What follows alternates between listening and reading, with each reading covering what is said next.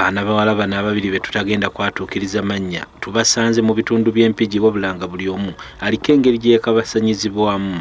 Omu agamba nti kitaawe ye yasooka okufa ne bamutwala ewa kitaawe omuto wabula mutabani wa kitaawe gwe wandiyise nga mwannyina ye yamusobyako ate omulala ekizibu yakisanga mu ssomero gye yali asomera anti abasomesa bamuganza newankubadde nga yali akyali bujje. Bampita okungamba nti baagala kuntuma nga babeera nnyo close nange naye nga bw'otuuka ate asooka nakubuuza bya mu class bwe bigenda bwamala ogenda okulaba nga tutandise okukwatako bw'omuviirako ddala n'oba nga tukyagala mwesembereza kyatuuka nga bwe mbeera mu class they could make it a problem for me. Ekiseera ekyo nalina emyaka nga 9-10 ndowooza nga ye ali myaka egy'ekivubuka myaka nga 17-18 yankozesa olw'okuba nti nali muto nantiisatiisa ngezeeko kisirikira nneme kukyogerako. Bano bagamba nti newankubadde nga bategeeza abakulu ensonga zino tezeeyongerayo anti omu yaganzibwa wa luganda lwate omulala olw'okuba omukulu w'essomero yali amuganzizza nga bagamba nti okumuwaabira kwali kwekulira kabazzi kugulu anti bwe kyatuuka ne mu basomesa omwana gwe baatwala ng'omubi. Nagezaako okugamba senga wange yabyongerayo n'agamba abalala bwe yabagamba ne bagezaako omusirisa kisirikirwe. Senior woman gwe nalabako yagezaako okunyamba yali omu naye yali limited kuba omusomesa gwe twali tudiringa naye yali head teacher ate nga ne bwe ngamba ba female teachers nabo nga mu kifo ky'okunyamba batandikanga kundaba bubi olumu ndowooza babanga baagala abasomesa abo abaami.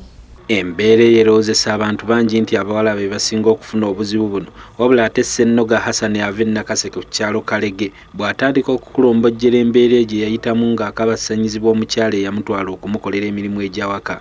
Tolema kwewuunya ng'ensi bw'egudde eddalu.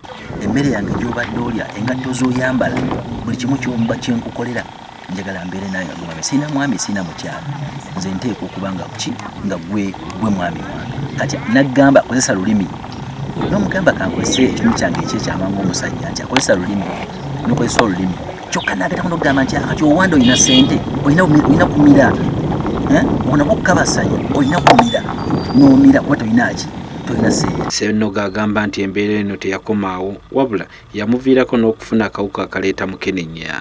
Muvubuka muto ddala na 16 yaŋŋamba ebigambo bino naŋŋamba buli kye tukola wano kisigala wano k'okifulumya ndi muzibu n'okusinga bondaba bayaŋŋamba ndi mukyala mweru naye nja kuddugala. Bino newankubadde nga bano byabatuukako nga bakyali mabujje wabula ne bwe bakuze ekizibu kino tekibavanga ku mitwe. Nsanga obuzibu mu kuconnectinga oba mu kukwatagana n'abantu aba opposite sex olw'okuba ekyo ekyaliwo. Self esteem yange nesigala nga ekkira ddala ne grades zange nezigendera ddala mu maaso okugwa naye nga kyavanga kubasomesa. Wendi olwaleero natuuka nenzikutira ddala ekitibwa omukyala. Tusobodde okwogerako n'abazadde abatali bamu ne batubuulira ekiviirako abazadde ensonga zino obutazitwala wala. Omuntu kati abaana bayo ne be bakwata gwe bw'onooba nga toyina ssente tojja kusobola kuwuza n'oli era bajja kufutyanka omusango olw'okuba nga poliisi ye yalemera mu mbuzi era obeere nga tojja kubisobola kubanga toyina ki ssente.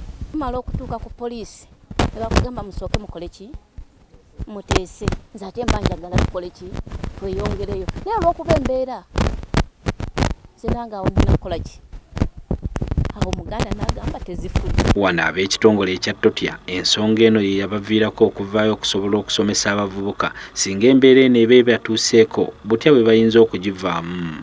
Olw'okuba obuzibu obusinga mu bantu buba bwa bwavu bano bayigiriza abavubuka emirimu egitali gimu egy'emikono okusobola okwefunira ekigulira amagala eddiba okusobola okumalawo okusoomooza okumu. Tatutuukirira nga tatubulidde amannya ge tatubulidde wasibuka nga identity ye eri safe to them ne bawaaba omusango ba ne basobola okufuna obuyambi obuli psychological counseling and coaching.